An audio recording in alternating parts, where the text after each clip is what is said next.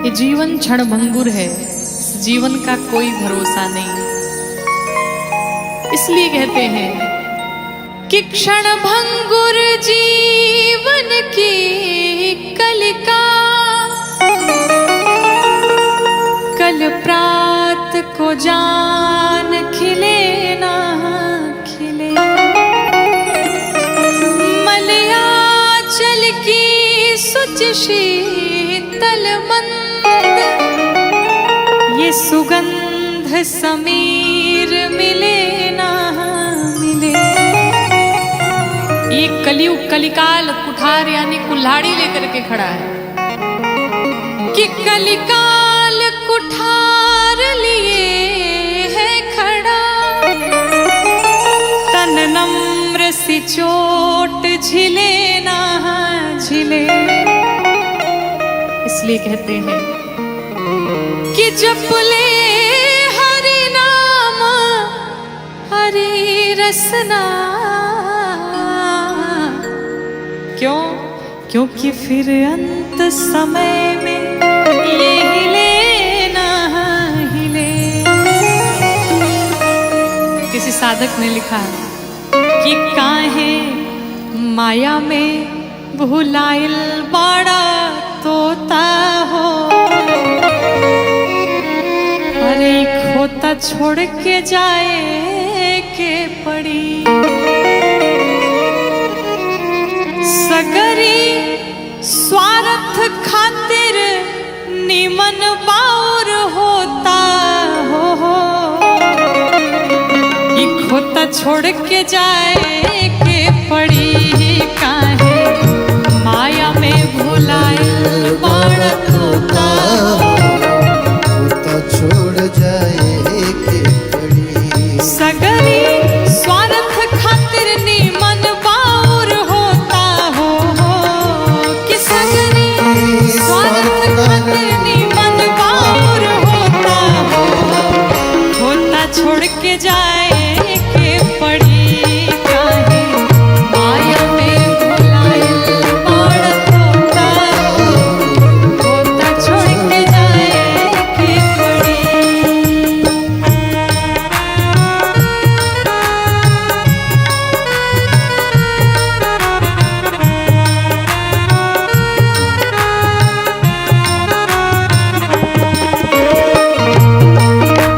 आनंद सरकार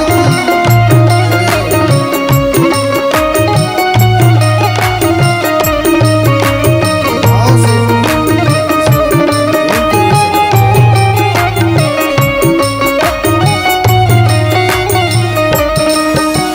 चाहे आप जितना भी धन कमा लीजिए, साधक कहता है लाख करोड़ धन तू कमैबा।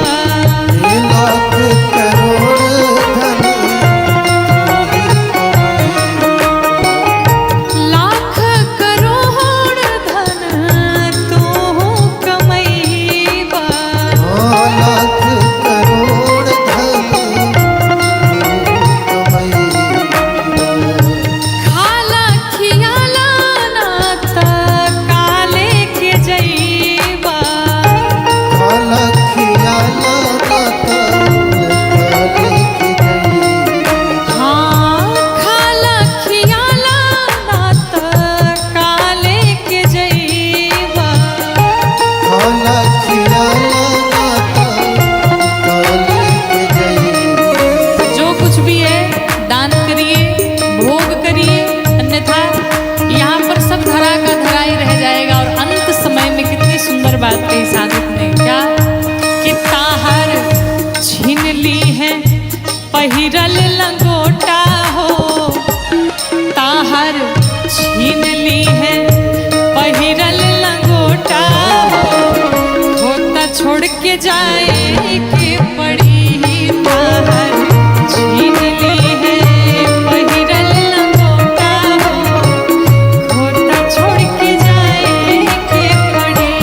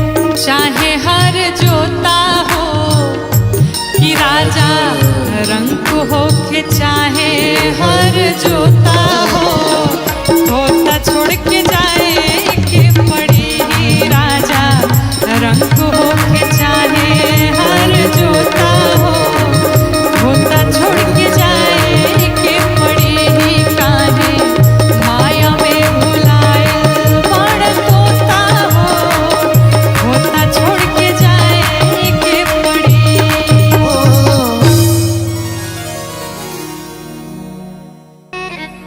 जीवन की सच्चाई को बताता हुआ एक बहुत ही प्यारा निर्गुण आप सभी के मध्य में, जरा ध्यान से सुनिए और एक एक शब्द पे गौर देने योग्य बातें हैं।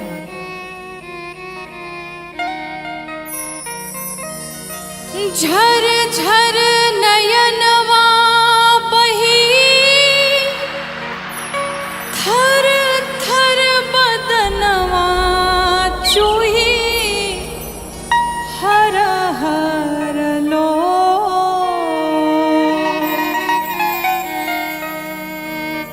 झर झर नयनवा बही, थर थर बदनवा चूही, हर हर लो फर फर सुगनवा जहिया, अरे उड़ी जई है हो जैसे सेन्ही पाके चो,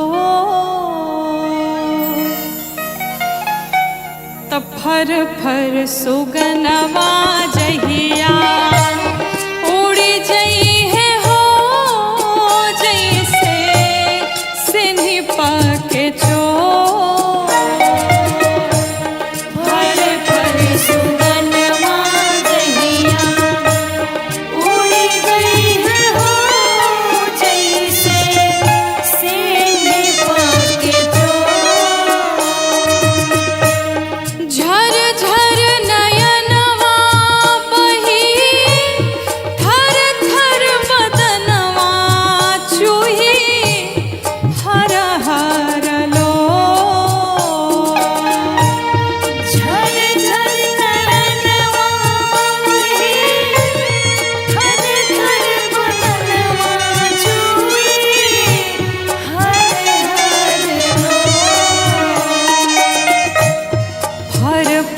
सुगनवा जहिया, उड़ी जई है हो जैसे सेन्ही पाके चो, फर फर सुगनवा जहिया, उड़ी जई है हो जैसे सेन्ही पाके चो।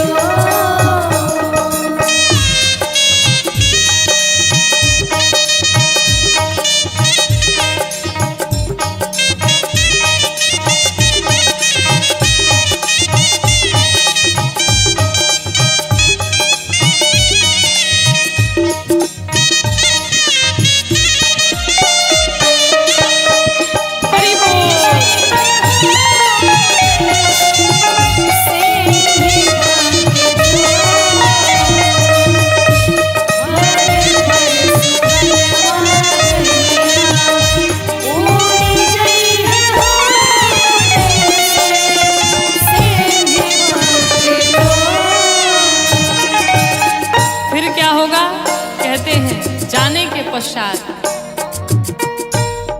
हरियार बसवा उजरे, कफन के असवा ससवा, तूरी जहिया डो,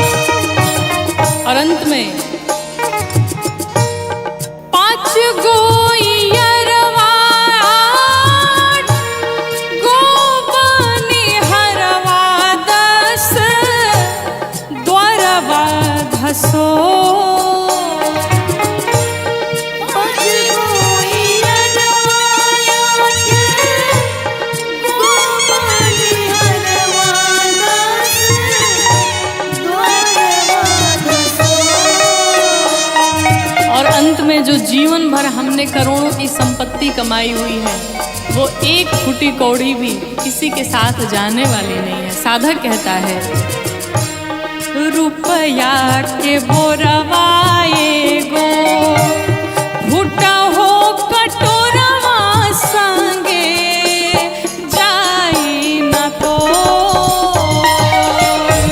रुपया के बोरवाए गो फूटा हो कटोरवा संगे जाई है न तो। रुपया के बोरवाए गो फूटा हो कटोरवा संगे जाई न तो।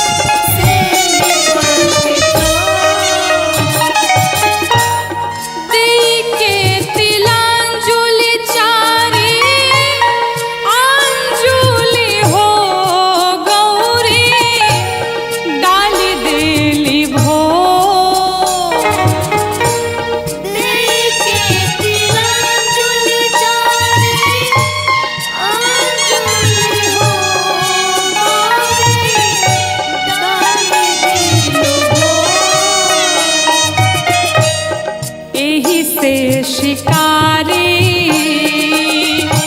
हरारी भज हो कौआ मारी न ठोर। एही से शिकारी हरारी भज हो कौआ मारी न ठोर। एही से शिकारी हरारी भाज हो कौआ मारी न ठोर। झर झर नयनवा बही थर थर बदनवा चुई हर हर लो। झर झर नयनवा बही थर थर बदनवा चुई हर हर लो। फर फर सुगनवा जहिया उड़ी जइहे हो जैसे सिन्ही पके चोर। फर फर सुगनवा जहिया उड़ी जइहे हो जैसे सिन्ही पके चोर। फर फर सुगनवा जहिया उड़ी जइहे हो जैसे सिन्ही पके चोर। फर फर सुगनवा जहिया उड़ी जइहे हो जैसे सिन्ही पके चोर।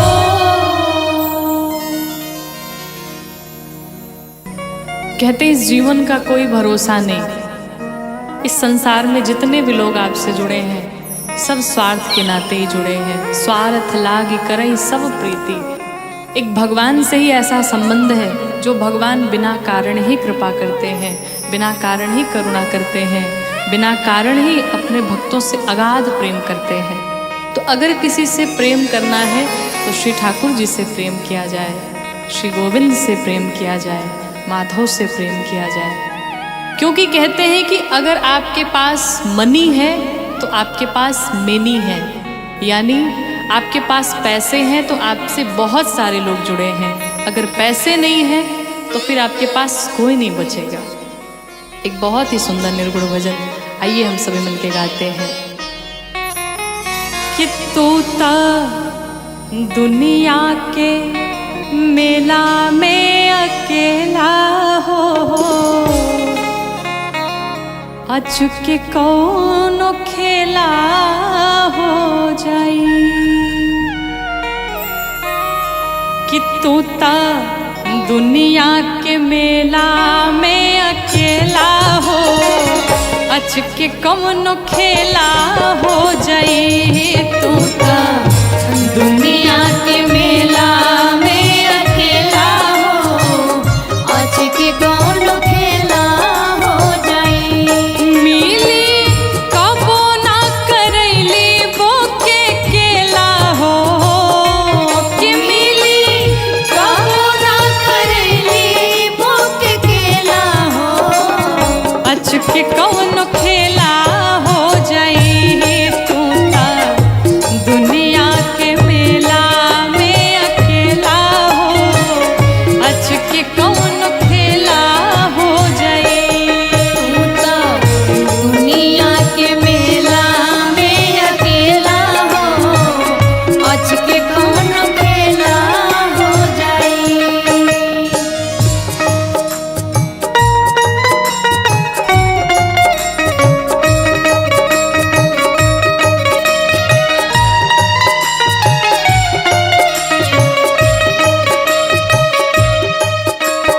दुनिया के मेला में अकेला हो अचके कौनो खेला हो जाई तोता दुनिया के मेला में अकेला हो अचके कौनो खेला हो जाई जान की जीवन नाथ दश शीश हंता दश शीश हंता दश शीश हंता ऊहे एकमात्र हवे जग के नियंता जग के नियंता जग के नियंता जान की जीवन नाथ दश शीश हंता ऊहे एकमात्र हवे जग के नियंता ओही जगत गुरु के बान चेला हो कि ओही जगत गुरु के बान चेला हो अचके कौनो खेला हो जाई ओही जगत गुरु के बान चेला हो अचके कौनो खेला हो जाई तोता दुनिया के मेला में अकेला हो अचके कौनो खेला हो जाई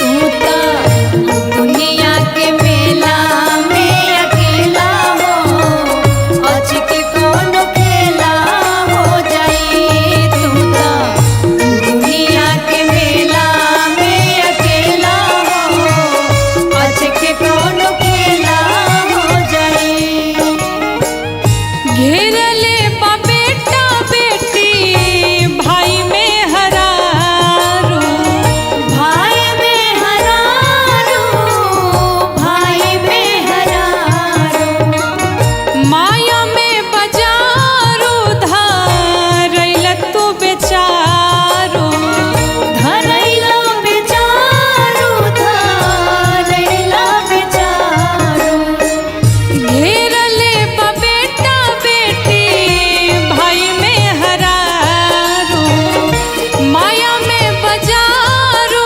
धरैल तू बेचारू कि यही जा केहू नाही केहू के हो खेला हो कि यही जा केहू नाही केहू के हो खेला हो अचके कौनो खेला हो जाई काना दुनिया के मेला में अकेला के कौन खेला हो जाई तू तो दुनिया के मेला में अकेला हो आज के कौन खेला हो जाई।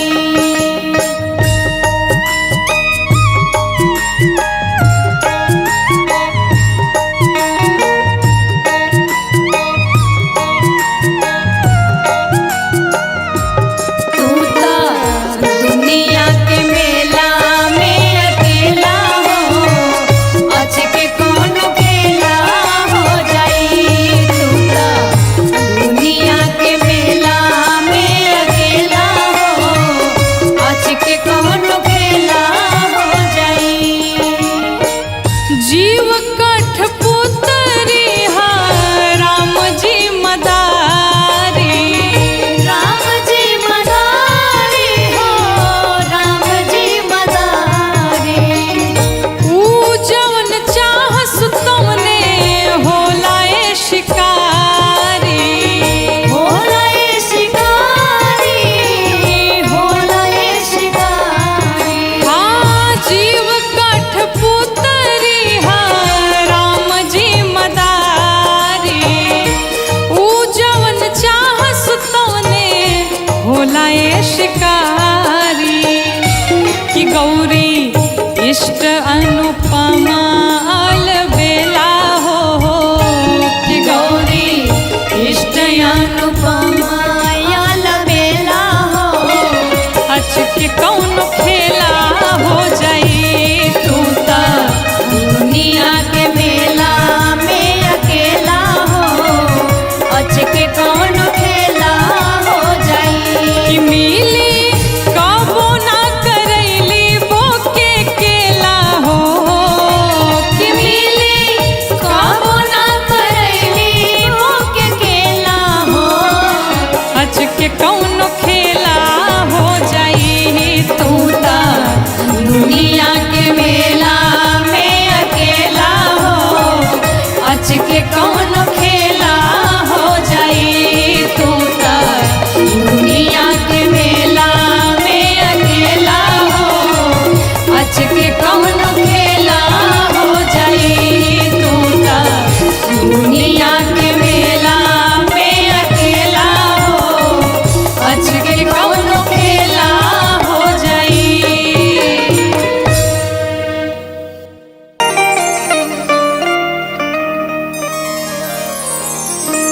सब कुछ छूटी हो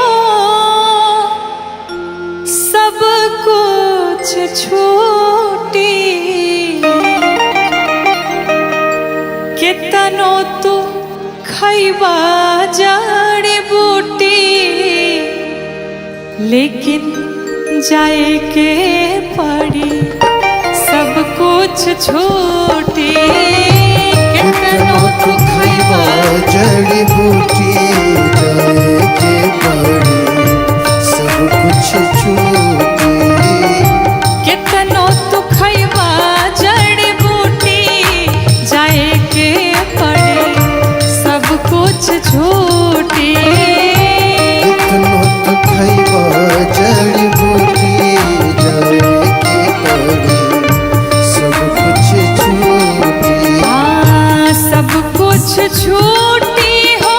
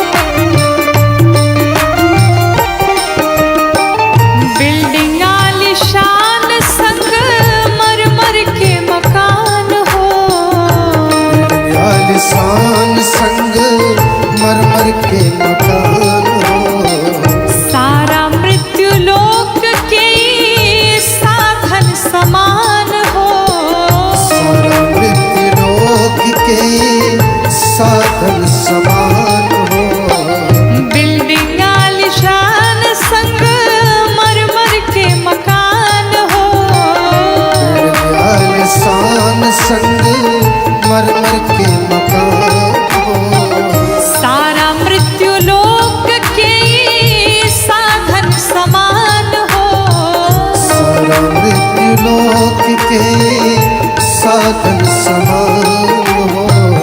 जाई नाही साथे कौड़ी फूटी, जाए के पड़ी सब कुछ छूटी। जाई नाही साथे कौड़ी फूटी, जाए के पड़ी सब कुछ छूटी।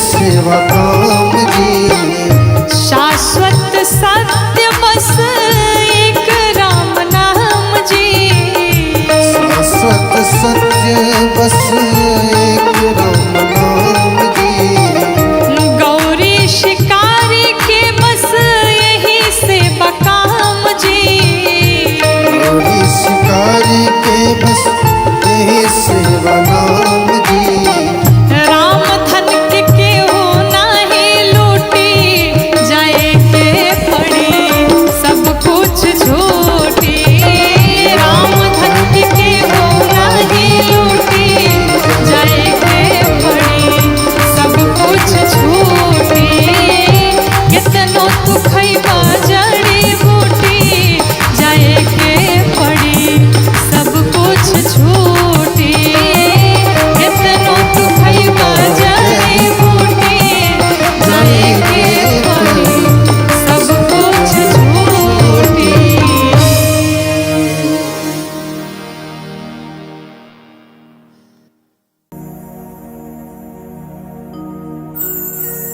बैठल अरे रोवेली गुजरिया हो बैठल रोवेली गुजरिया हो आई चुनरिया में दाग लागल बैठल रोवेली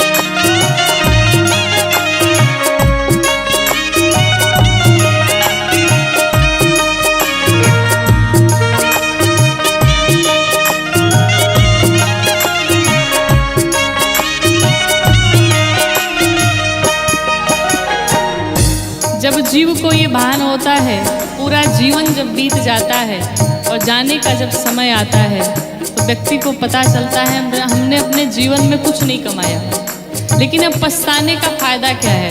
साधक कहता है, आइल भगवाना के हमरो संदेशवा, आइल भगवाना के हमरो संदेशवा, जाए के बहामारो के पियावा के देशवा, जाए के बहामारो के पियावा के देशवा, आइल भगवाना के हमरो संदेशवा, आइल भगवाना के हमरो संदेशवा, जाए के बहामारो के पियावा के देशवा।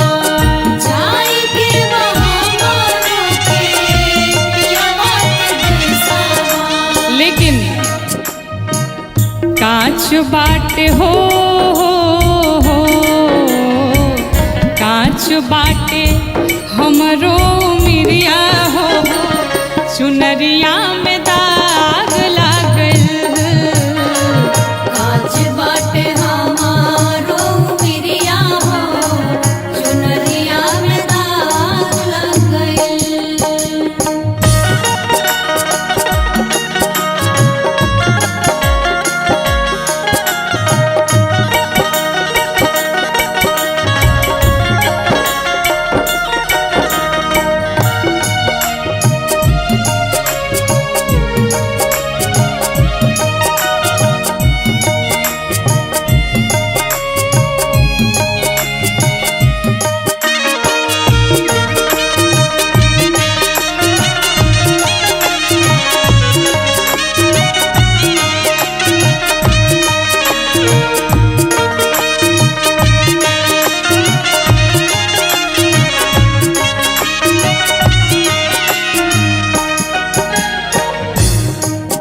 ये धरती पर जहाँ हम आकर के सभी मनुष्य सारे प्राणी रहते हैं, ये हम सभी का मायका है और भगवान का घर हम सभी का ससुराल है।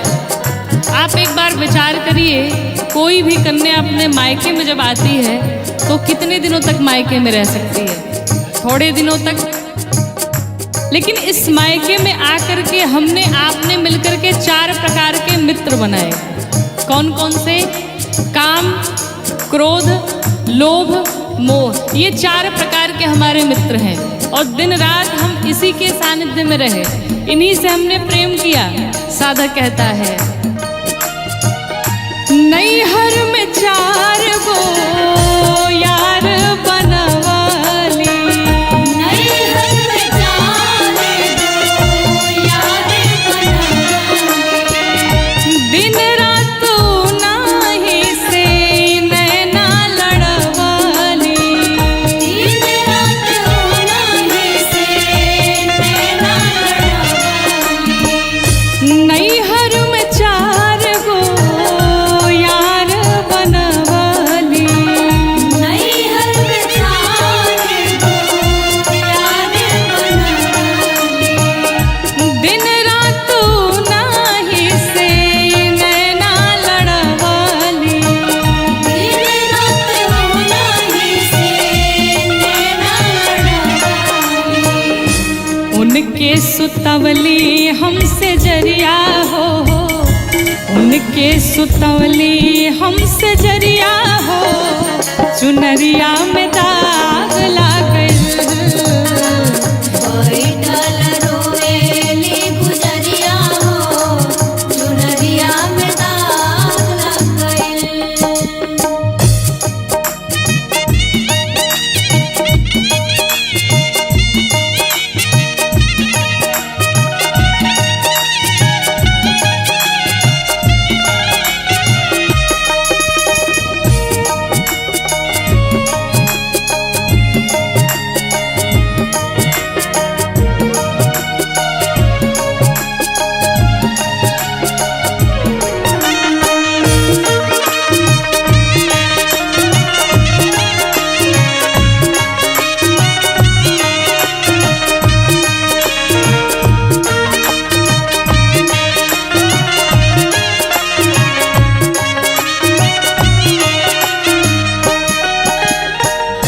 जीव माँ के गर्भ में होता है और उसे बाहर निकलने का जब समय होता है, जितना दुख जीव को माँ के गर्भ में होता है, संसार में उतना दुख कभी नहीं मिलता है।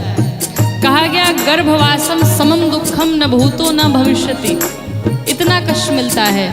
और वो छोटा सा बालक तड़फड़ाता रहता है माँ के गर्भ में, भगवान से विनती करता है, प्रभु एक बार बाहर कर दीजिए इस गर्भ से, संसार में जाऊंगा, पुण्य करूंगा, भजन कीर्तन करूंगा और ऐसे सुंदर कार्य करूंगा कि दोबारा इस गर्भ में मुझे आना न पड़े।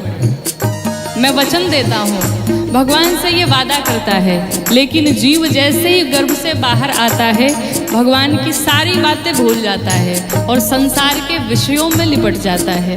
साधक कहता है, साच बात पिया वाके हम भूल गईली, साच बात पिया वाके हम भूल गईली, पछतात बानी की का कईनी, पछतात बानी की का कईनी, ओ साच बात पिया वाके हम भूल गईली, साच बात पिया वाके हम भूल गईली, पछतात बानी की का कईनी।